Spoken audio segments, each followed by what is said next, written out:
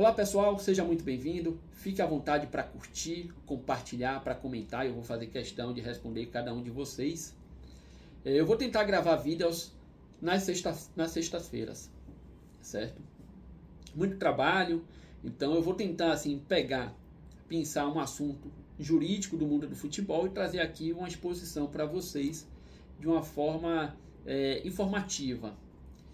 E o intuito do vídeo de hoje é tratar da questão da CBF, especificamente do presidente da CBF, no entanto, não ali na pessoa do Edinaldo.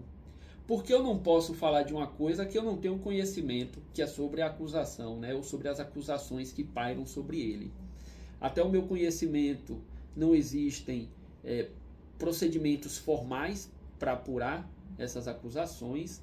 No entanto, elas circulam aí nas mídias, nas redes sociais. E foi na rede social que eu li um comentário que dizia assim: impeachment do presidente da CBF. E aí um outro internauta respondeu: olha, não pode isso porque é uma empresa privada. Então é o que está aí, certo? É o presidente que está aí, não pode impeachment. E meio que ele deixou entender que não poderia fazer nada. Mas a verdade é que o estatuto da CBF tem a previsão do que pode acontecer caso um presidente enfrente uma acusação, certo?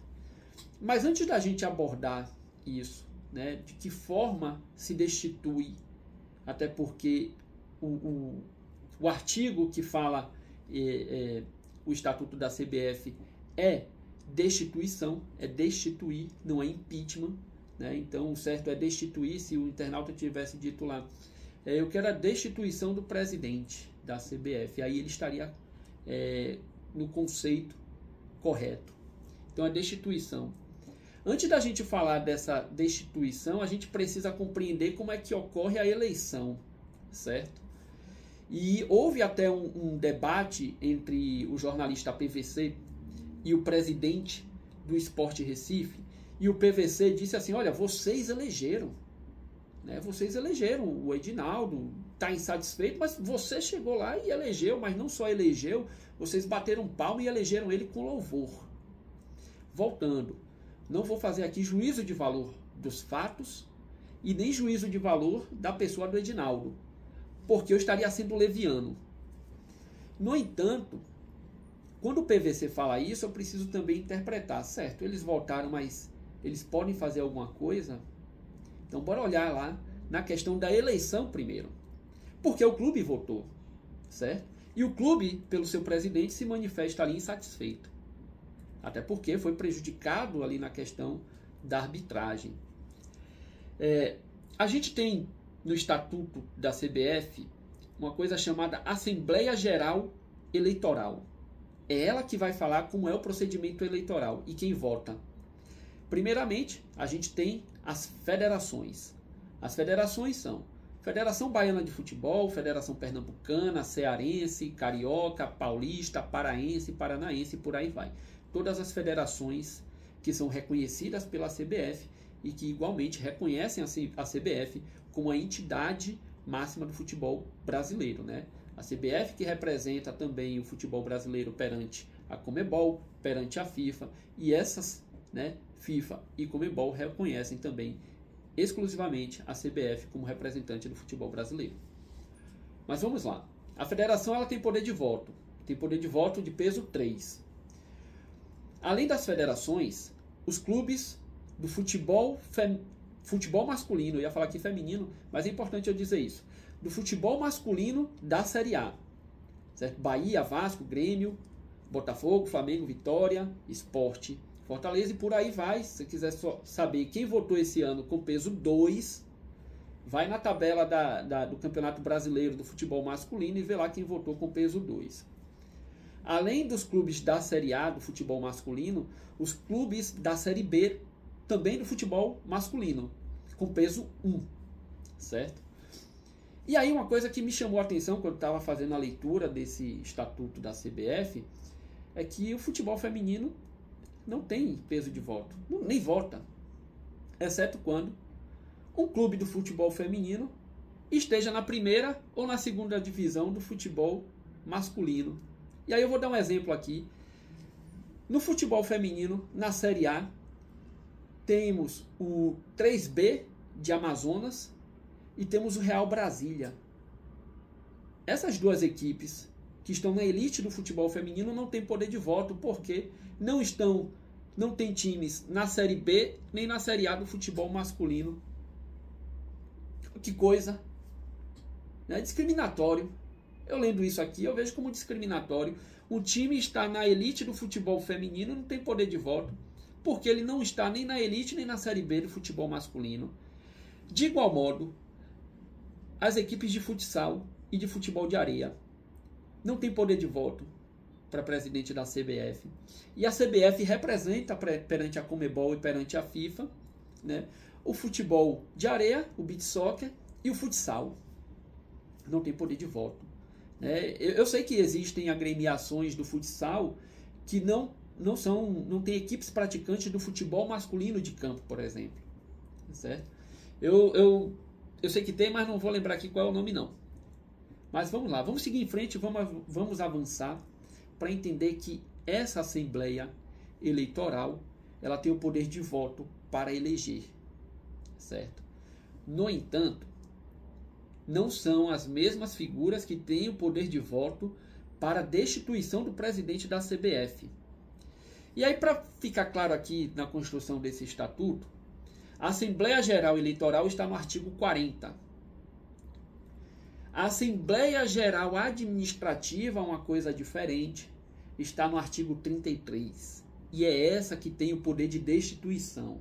Veja, o artigo 33 fala o seguinte: a Assembleia Geral Administrativa, poder de jurisdição máxima da CBF, compor-se-á das federações filiadas no pleno gozo de seus direitos estatutários e que atendam às exigências da legislação esportiva.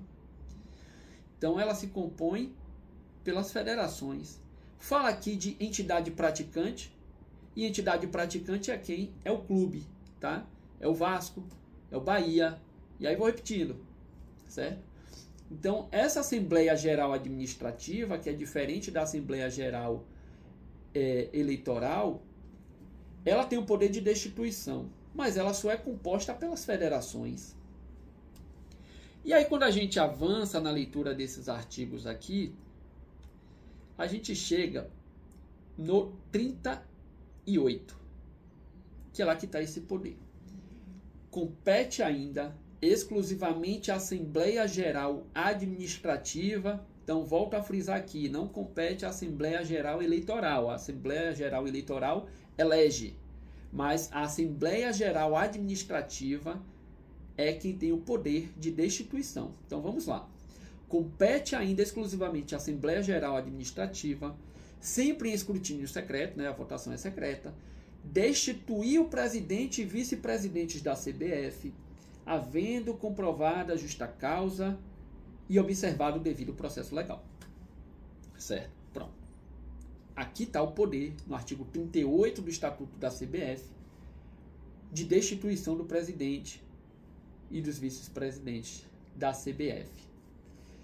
O seu parágrafo único também vale atenção.